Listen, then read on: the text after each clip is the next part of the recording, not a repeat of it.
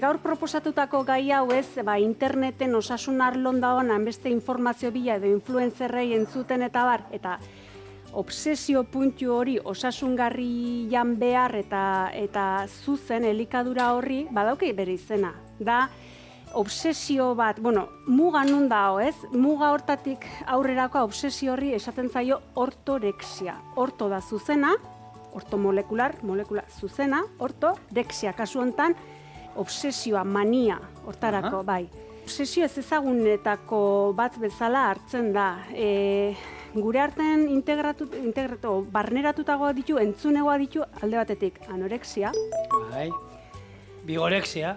Hori kulturistak eta azkenen ez, gorputz garatuk eta gorputz landu batzuk euki beharra. Kirola munduan daudenak, horre piloa daude, fanatikoa dela. Hori da. Espazetan kultura, kirola, eta osasu, gorputza. Kirola gehi, nik uste batera izango dela, hor ere bai elikadura hori oso zorrotza daukie ez, dena pixue, gramajeakin, gehi goizeko ordu bitan, hiruetan, beraien elikadura.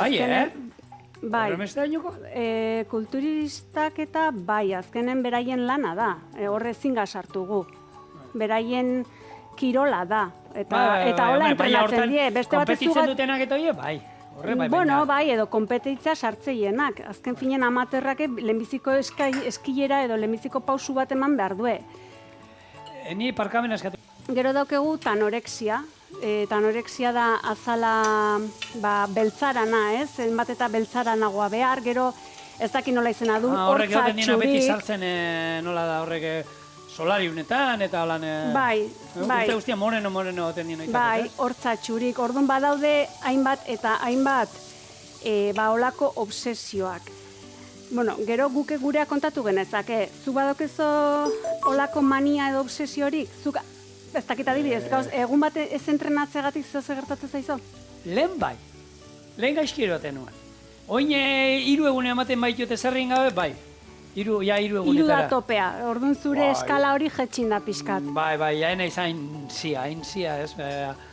Hori da, azkenen alako... Nik ere, zuk esan duzuna, konpetitzen dake, uste duzu beti ez galdu ingo duzula, entrenatu gabe, eta askotan, gehiegi entrenatzen du jendiak, hori gertatzen da, horre bai bada, horre parranda. Txapla, Eta nik izan hainbesterako ez, baina bai, eta sautzen du jendia egun bat espadu entrenatzen, gero hurrengo egunean dobli entrenatzen duena. Horregatik, nun da, honik uste denok badula zeozerekiko alako konpromezu sendo bat edo, eta nun da, muga, nun da ari gorri hori, edo zeinei hartzen do, adituk nun dauki eskala zein da, ez da alde batetik zuk, esan duzen bezala, kirolakin edo entrenamentukin, nik nerea kontatuko izuet dela garbitasunekin.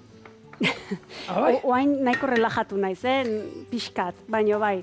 Etxian ero orokorrian, Dania. Bai, etxetik oekin gabe eta mopa pasagabe zina izatera. Eta ateratzen naiz... Eta kotxia? Kotxea txampiñoietako da.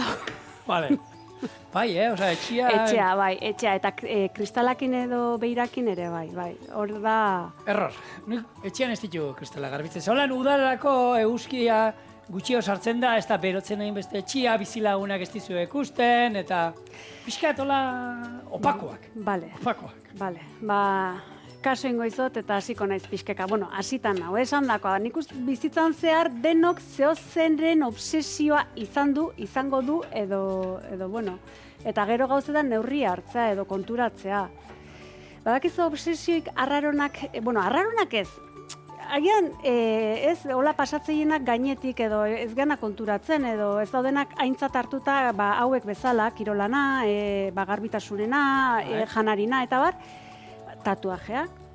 Tatuatu beharra, gorpuz guztie tatuatu beharra, ez? Behar hori, nun da omuga? Bideojokuk.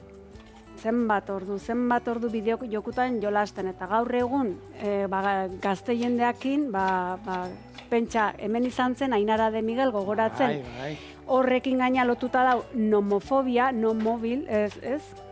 Hori da berrietako oinata dana, baina... Bai. Eta zuetako, erogutako asko hor gaudenak Eta esango mobilakin hori da, ero... nahita nahi ezko hori, sare sozialetan sartuta, ea zenbat like dauzketen, behar hori, obsesio hori, edo ez, denak atentzia edo guri behi da euki behar hori. Kontuz, ematen dizue hausnartzeko bide pixkat. Eta gero ere bai iritsi nahi nuneaino garbitasunekin edo beste mania batzukin tok ere bai trastorno obsesibo kompultsiboa, hori ere, nahiko ezagune da eta aurten egokitu zaiguna bizitzea, guzti honekin garbitasuna gehiago behar dula, distantziek gehiago behar ditula, zer gertatu da hauekin? Hauek lanen zaudenak, terapian zaudenak, bizitza ez, berriz ikasi o berrikasi duenak, edo, hor damakiela, ez? Honekin aurkitu dira hainbat batean. Eta hoen zer? Nun gelditzen die, ez dakit, nahi zer pentsatu ematen dit, eta beraien tokin jarri nahiko nuke alde batetik pentsatzeko, edo ulertzeko, hoxe.